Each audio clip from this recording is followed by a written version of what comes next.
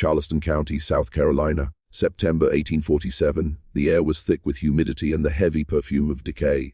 When the servants finally broke down the door to the master bedroom of Bellwood Manor, they found Colonel Augustus Van Dorn seated upright at his dining table, fork in hand, a silver platter before him, eyes wide open and glassy. He had been dead for 3 days. The coroner's report, sealed by order of the state, described no visible wound, no trace of poison, yet the expression frozen on his face, a mixture of terror and disbelief, told its own story. Those who entered the room that morning would whisper for years about what they'd seen on that platter. Some said it was a cut of meat, others a roast. Only the house servants, those who had spent their lives within Bellwood's shadow, knew the truth, and they would take that secret to their graves. Before his death, Colonel Van Dorn was one of the wealthiest plantation owners on the South Carolina coast. A war hero, a statesman, and a man celebrated for his southern refinement. But behind the white columns of Bellwood, behind the perfumed letters and silvered portraits, there lived a darkness far older than the family name itself, and at the center of it all was a woman named Dinah. Born into bondage around 1817, Dinah had served the Van Dorn family since she was a girl, loyal, obedient, and silent to her master. She was not a person but an inheritance. To the mistress, a shadow that never left the kitchen. To the rest of the enslaved, she was both feared and pitied.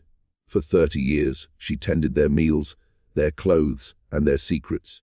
And when the house began to rot from within, when jealousy, sin, and madness took root, it was Dinah who saw everything. Those who knew her swore she was faithful to the end. But the end, as Bellwood would come to learn, had a way of twisting even the purest kind of faith. Before the colonel's death, Bellwood Manor had been a place of rigid order, the kind that only money and fear could sustain. Every morning began with the sound of the overseer's bell. Every night ended with the clink of crystal and the hush of whispered prayers. But beneath that polished surface something was decaying. The rot began with Eleanor Van Dorn, the colonel's wife. She was a woman of rare beauty and impossible pride, a daughter of Virginia aristocracy who believed herself above the mud and misery of the low country. When she arrived at Bellwood in 1829, the house had bloomed with laughter, servants rushing to decorate, musicians brought in from Savannah. But as the years passed, the light began to fade. Eleanor bore the colonel no children. Doctors spoke of female frailty and God's will, but in Charleston's polite circles it became gossip. A woman without heirs was seen as a hollow vessel, and a man without legacy a failure. The whispers crept into Bellwood's halls like ivy. The colonel, humiliated and drunk most nights, took comfort where he could. The enslaved quarters behind the sugar house became his refuge. Dinah saw him go often, sometimes with a lantern, sometimes without. She never spoke of it, but she remembered every sound, every broken promise that echoed down the long, cold halls. By 1840, Eleanor's reflection had become her greatest enemy. She dismissed most of the house staff, refusing even to dine with her husband. Servants recalled her pacing through the night, muttering prayers, her once white gowns smeared with candle wax and wine. They said she kept mirrors covered in black cloth, that she claimed someone, or something, watched her from them. It was Dinah who tended to her through those long, feverish nights. It was Dinah who wiped the sweat from her brow, who carried her trembling hands back to bed when the mistress swore she could see the devil standing behind her. And yet, even as her mind withered, Eleanor clung to Dinah like a child to its nurse. She trusted her, blindly, completely. She confided in her the kind of secrets no white woman would ever share with a slave. What Dinah heard in those moments, what she was made to promise before the candles went out, would one day determine the fate of every soul inside Bellwood Manor. By the spring of 1841, the scent of death lingered in Bellwood long before anyone died. The house stood silent beneath the Spanish moss, its windows shuttered against the heat, as if even sunlight had been banished from its halls. The colonel had grown crueler, heavier, and more unpredictable. War had hardened him, but failure had corroded him. The cotton yield was falling, the enslaved were restless, and his wife, his once prized symbol of grace, was dissolving into madness. What remained of Augustus Van Dorn was a man desperate to feel powerful again, And when power could not be found in land or politics, he took it from flesh. Those who worked under him said he no longer trusted the overseers. He would walk the fields himself at dusk, rifle in hand, his boots sinking in the mud. The slaves called it the hour of silence, when every back bent lower, every breath held still. He had become a man who measured loyalty in fear, and Dinah had been loyal longer than anyone. But even loyalty, when stretched too thin, begins to tear. It started one night in late June. The colonel ordered Dinah to bring him supper, alone, to the study. The fire burned low, the air heavy with brandy and sweat. She placed the tray on the table, eyes down, and waited for dismissal. But none came. Instead, the colonel began to speak of betrayal, of weakness, of how the Almighty himself had cursed him with a barren wife in a house of lies. When Dinah tried to leave, he caught her by the wrist. What followed was not rage, it was something colder. A performance, deliberate and cruel, of a man reminding himself that he still owned something. The next morning, she appeared in the kitchen silent, her hands trembling as she prepared breakfast. No one asked what had happened, but the other servants saw the mark on her arm and the emptiness in her eyes. From that night on, Dinah changed. She still obeyed every order, still bowed her head, but something in her gaze had turned inward, watching, calculating. When the mistress called, she came. When the master shouted, she came. But inside, she had begun to listen to a different voice, the quiet one that spoke of balance, of justice, of a reckoning that would one day come to Bellwood. The house would not burn yet, but the first spark had been lit. By the winter of 1842, the air inside Bellwood Manor had grown thin, as though the house itself was holding its breath. The servants whispered that every room had its own secrets now. The colonel rarely spoke, and when he did, it was to curse the weather, the fields, or his wife. But it was Eleanor Van Dorn who had changed most of all. Once the radiant hostess of Charleston society, she now lingered in her chamber, curtains drawn, her beauty withering beneath layers of lace and dust. She ate little, slept less, and drifted between prayer and paranoia. The sound of footsteps outside her door, even the soft shuffle of a servant, made her flinch. And always her eyes followed Dinah. At first it was only glances, long, measuring, distrustful. Then came the questions. Why was Dinah always near her husband's study? Why did the colonel trust her with the keys to the wine cellar, the ledgers, the very pantry where he dined alone? Eleanor began dismissing servants one by one, claiming disobedience, theft, or witchcraft. She said they looked at her wrong. By spring, only 4 remained, and Dinah was at the center of them all. Her jealousy became scripture. She'd kneel before the parlor cross and beg God to show her the sin beneath the silver. She'd stay up until dawn, pacing barefoot through the corridors, her nightgown torn, candle dripping wax onto the carpet. Sometimes she would stand at the kitchen door silent, watching Dinah prepare the colonel's meals. Then came the day she spoke aloud what everyone else already feared to whisper. "She has taken my husband from me," Eleanor said to the empty air, "and I will take something from her in return." That night she summoned Dinah to her room. The mistress was trembling, clutching a rosary in one hand and a small silver knife in the other. Her voice was soft, almost kind. She told Dinah she forgave her, that she understood the weakness of men and the temptation of servants. Then she made Dinah swear before God that she would never betray her again. No one knew what she meant by that. Not then. By morning the mistress's door was locked from the inside, and for 3 days no one saw her. When she finally emerged, she was calm, eerily calm. She spoke sweetly, laughed at breakfast, even joined the colonel for supper. But Dinah, standing by the doorway, saw the truth in her eyes, a quiet, burning hatred that no prayer could smother. Bellwood had entered its season of deceit, and before it was done, the line between servant and mistress would disappear entirely. By the summer of 1843, Bellwood Manor had grown sick. The gardens choked with weeds, the fountains ran dry, and the scent of iron, faint but distinct, hung in the halls. The few remaining servants worked in silence, moving like ghosts between rooms that had once echoed with laughter and music. The colonel had taken to sleeping in his study. His wife no longer called for him. The house that had once symbolized wealth and order had become a tomb, and Dinah, ever silent, was its caretaker. But the mistress of Bellwood was not done. Eleanor's jealousy had fermented into obsession. Every sound in the night was a whisper of betrayal. Every shadow cast upon her wall became the shape of Dinah's face. She began to keep a journal, pages filled with frantic handwriting, half prayers, half curses. In them she described dreams of fire, of blood, of a woman standing over her with a silver tray. "The Lord is testing me," she wrote, "and I will not be found wanting." Then, one night, the testing began. Dinah was in the kitchen preparing supper when Eleanor appeared. Barefoot, her eyes wild, her voice soft as silk.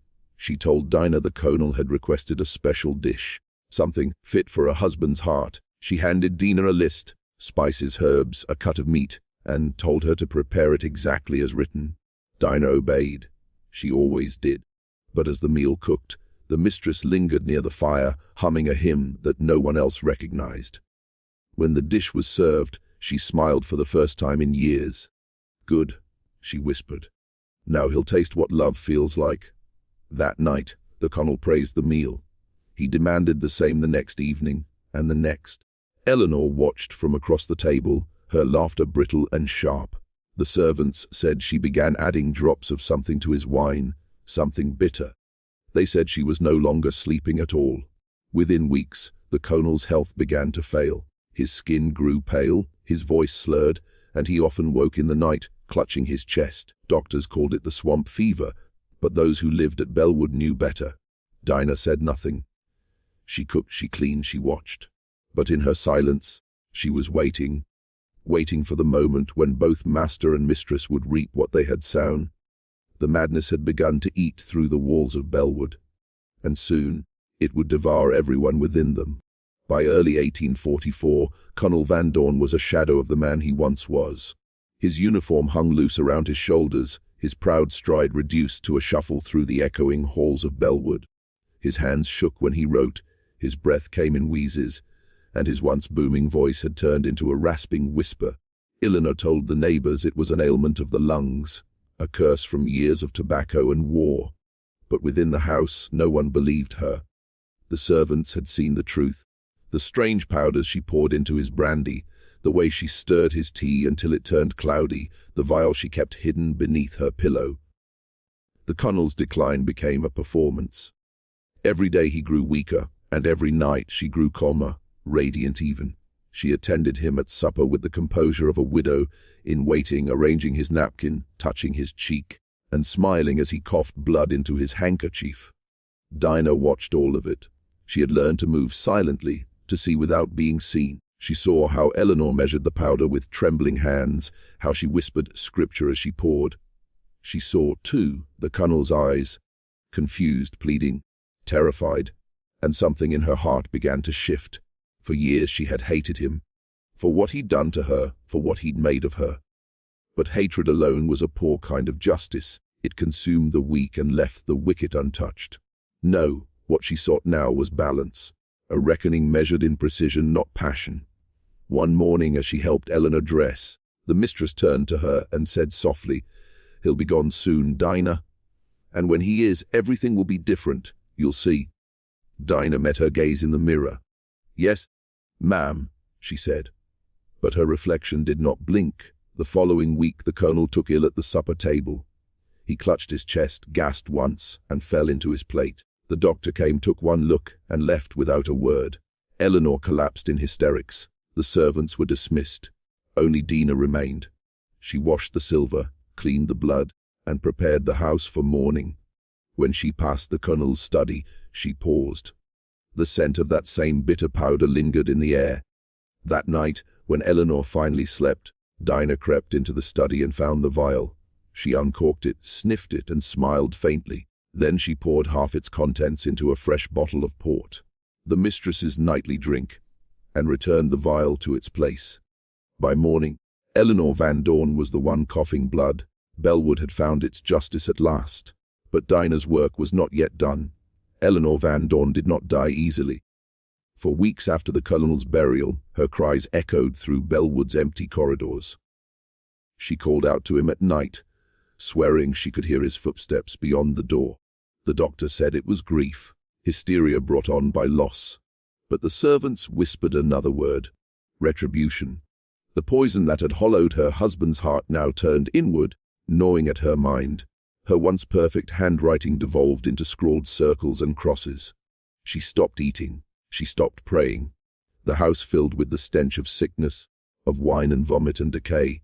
Dinah tended to her faithfully, spoon by spoon, hour by hour. She cleaned her, dressed her, and whispered comfort in the dark. To the neighbors, she was the image of devotion, the faithful house servant. But within her a quiet satisfaction took root. Each morning Eleanor woke weaker. Each night Dinah added one more drop to her drink.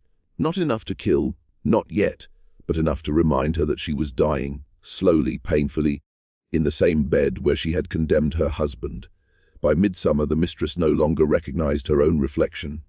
She began speaking to shadows, to the colonel, to God, to the child she never had. Sometimes she clutched Dinah's hand and wept, begging forgiveness for sins she could no longer name. Other times she screamed, calling Dinah a witch, a devil, a thief of her soul. Dinah never answered. She simply smiled as if pitying a dying child. On the final night of August the storm broke. Thunder rattled the windows, and lightning split the old oak outside the master's window. When the morning came, Eleanor Van Dorn was gone. Her body cold, her lips still red from the wine she'd begged for before sleep. The doctor called it a broken heart. Dinah called it mercy. Bellwood was silent once more.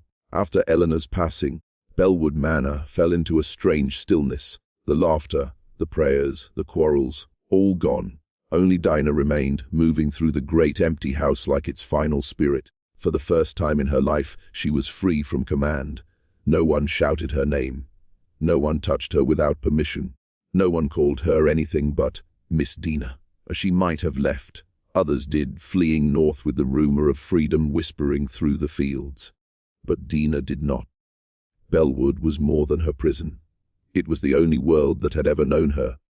Each morning, she walked the grounds with a lantern and key ring, checking doors and windows, feeding the stray cats that prowled the veranda. She polished the colonel's medals, folded the mistress's gowns, and kept their rooms untouched, as though the Van Dorns might return at any moment. Some said she'd lost her mind.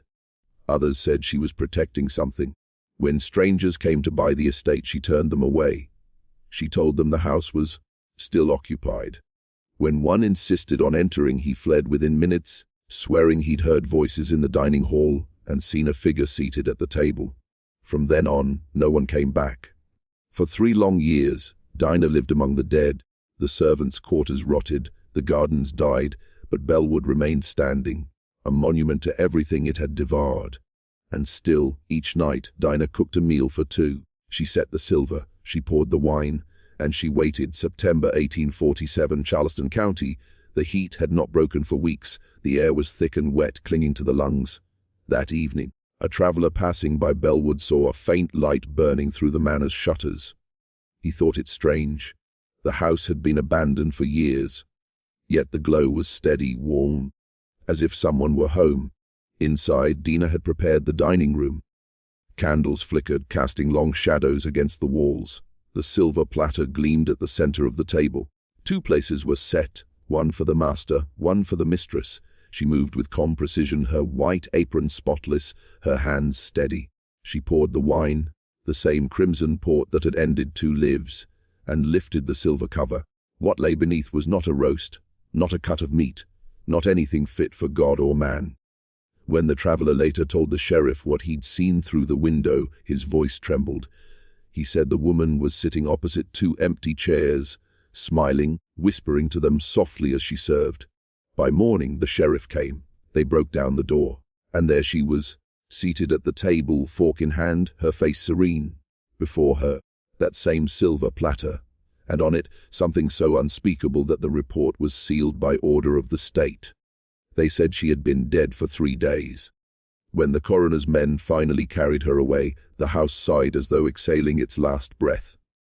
Dust drifted through the morning light, settling over portraits, furniture, and forgotten books.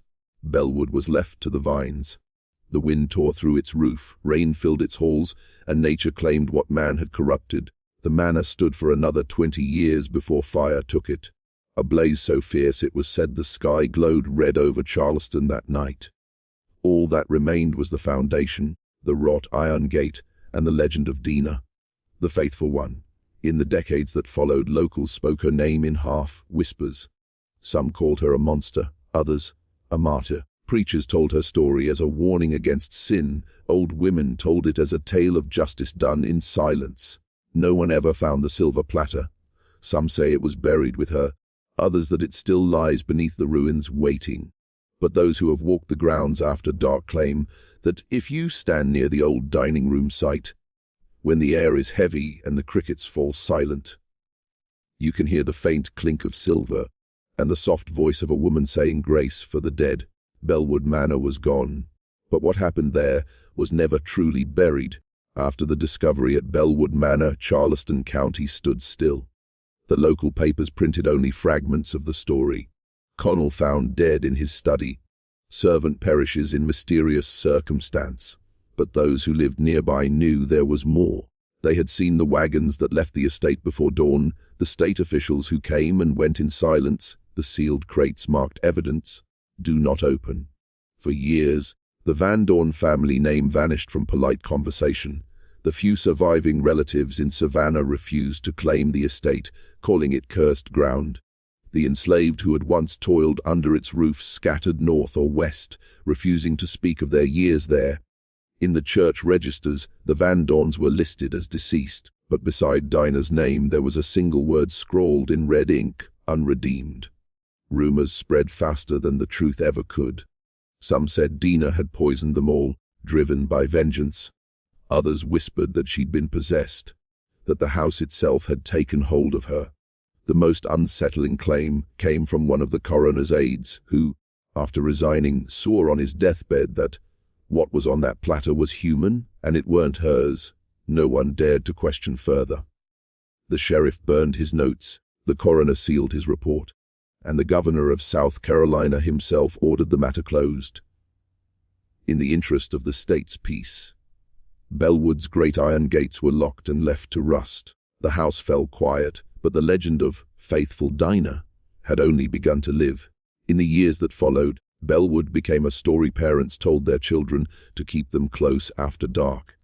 They said Dinah's ghost roamed the old fields at night, carrying a lantern and calling out the names of the dead. Some swore they'd seen a woman in a white apron standing at the manor's ruins, whispering prayers that sounded like lullabies. But others told a different story, one darker, older. They said that on certain nights, when the moon was low and the river mist crept through the trees, a light would flicker in the dining room window, though the house had long since burned. Travelers passing the road claimed they could hear the clinking of dishes, the scrape of a chair, and the faint voice of a woman saying, "Supper's ready, Connell." The legend traveled far beyond Charleston. By 1870, preachers in Savannah used the tale of Bellwood as a sermon against pride and cruelty. Abolitionists retold it as a parable of a woman enslaved who took justice into her own hands when God would not deliver it. In both versions, one truth remained: Dinah had served faithfully. But in the end, she served something far greater than her master, retribution itself. And as the decades passed, what had once been a crime became something closer to a myth. A century later, in 1952, a Charleston historian named Dr. Everett Langley stumbled upon a forgotten ledger while cataloguing Civil War archives. Inside was a single entry dated September 17, 1840 was found. The entry listed the confiscation of several personal items from Bellwood: one silver dining set engraved AVD, one journal belonging to Mrs. Eleanor Van Dorn, one sealed coroner's report, one item of unidentified origin wrapped in linen. Langley became obsessed. He spent years chasing the fragments, parish records, estate deeds, death certificates. What he found painted a picture more disturbing than the legends ever suggested. The colonel's remains had been partially consumed. The coroner's testimony, hidden in state archives for over a century, described marks consistent with butchery, and tissue, removed post-mortem by a person of deliberate skill. Langley published his findings in a small academic journal, under the title The Bellwood Confession. His article was quietly suppressed within a month.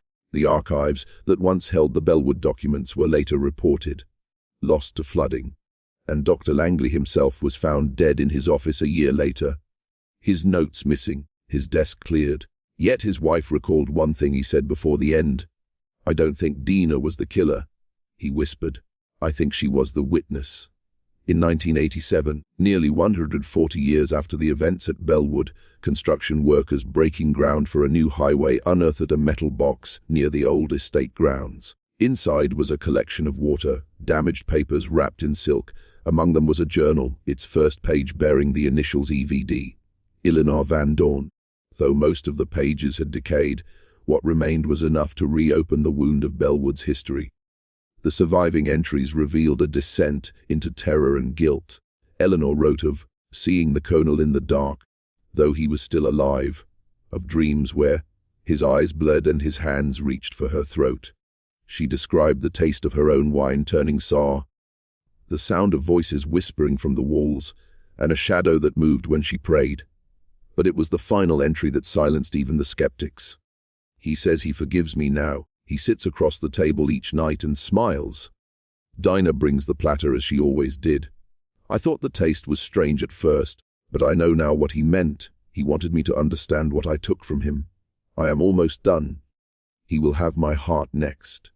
No one could prove who wrote those words. The ink had bled, the paper warped, but the handwriting matched Eleanor's hand. The journal vanished again soon after, purchased at auction by an anonymous buyer. It has never resurfaced. Today, the land where Bellwood Manor once stood is little more than a patch of tangled brush off a forgotten county road. The great oaks still stand, draped in Spanish moss, their roots twisting through the remains of old brick and iron. The air is heavy there, still, watching, as if waiting for the next chapter. Locals say the land is cursed. No house built on it has ever lasted more than a few years.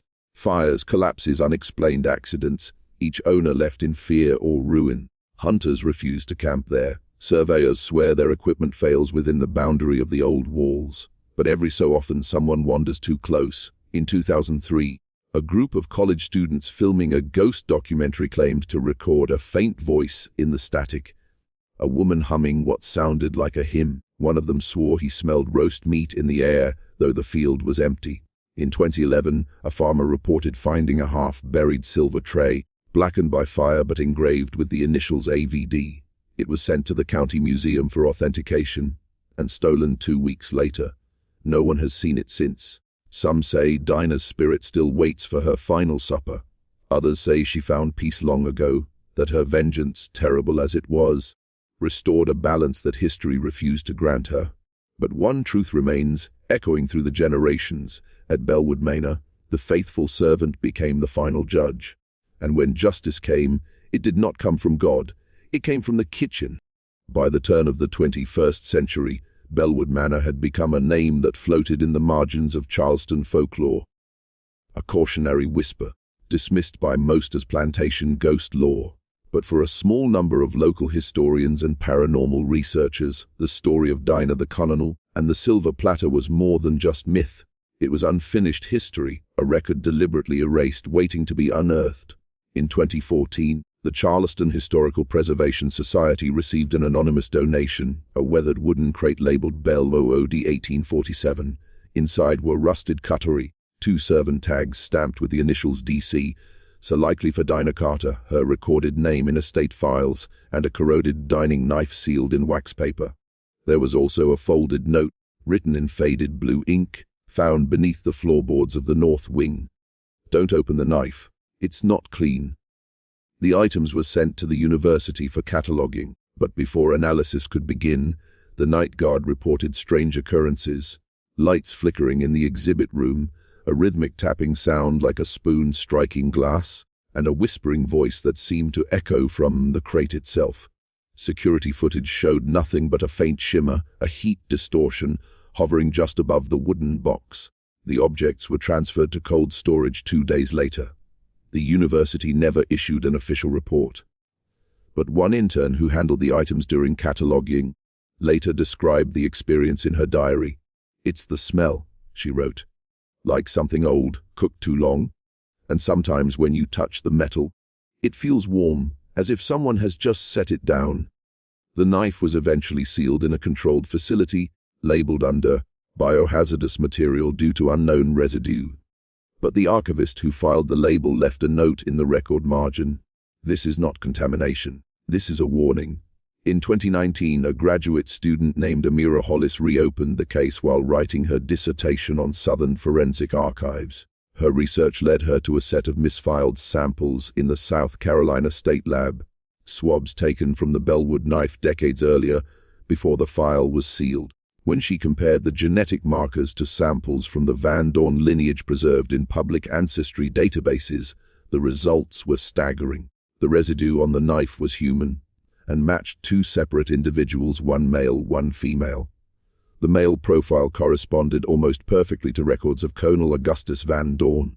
The female profile, however, carried markers traced to Dinah's descendants, specifically a small black community still living in the outskirts of Charleston, who had long claimed to be descended from a woman who worked the great house at Bellwood.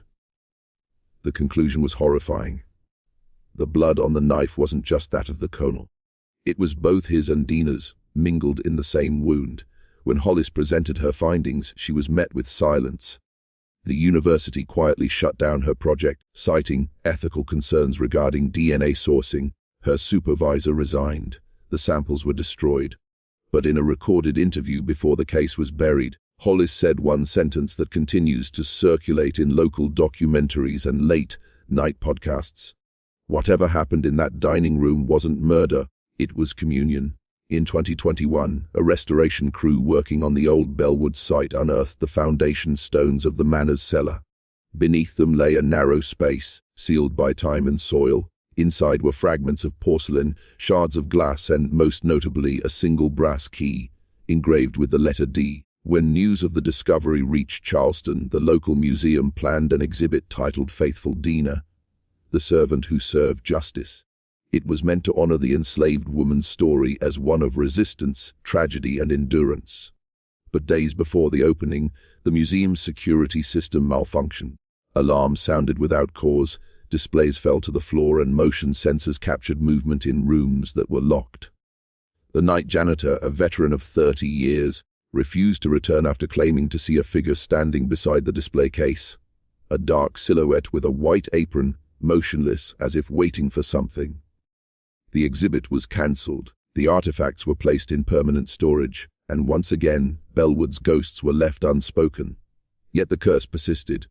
The lead curator, Dr. Madeline Ross, was found unconscious in her home weeks later, her heart barely beating. She survived, but told colleagues she remembered one vivid image: a dining table laid with silver, and a voice whispering in her ear, "You shouldn't have opened it." Her medical report listed no signs of trauma, but her hair had turned completely white. If the curse of Bellwood was real, perhaps its roots were not in the house, but in the blood. Modern genealogical research uncovered that a surviving branch of the Van Dorn family still existed under a different name, descendants who had fled Charleston after 1847 and settled quietly in rural Virginia. When journalists traced the lineage, they found something chilling. Almost every generation had suffered a sudden or unexplained death between the ages of 40 and 50. Heart attacks, fires, drownings, none related, but all occurring in mid-autumn, near the anniversary of the colonel's death. One descendant, Clara Van Dorn, agreed to speak publicly. She revealed that her family kept an heirloom, a small silver teaspoon engraved B.M. for Bellwood Manor. According to her grandmother, the spoon was to be passed down only to the eldest daughter, and it was never to be polished or used.